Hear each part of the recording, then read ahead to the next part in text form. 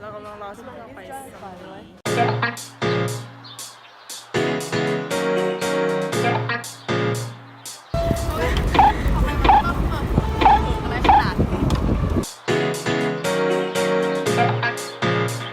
เมาเรือ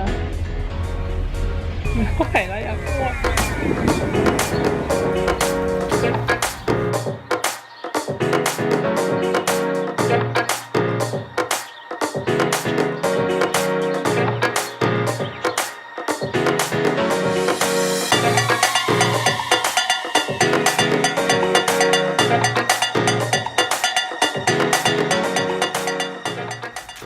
จะไปกินข้าวเช้ากัน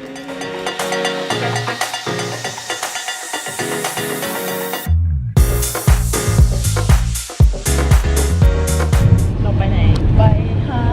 เต่าใครลืมใส่เต่ายุโรปแมงเต่าเที่ยวแทนเขาอาจจะไม่รู้ว่าเต่ายุโรปคืออะไรโดยละไว้ในฐานที่เข้าใจ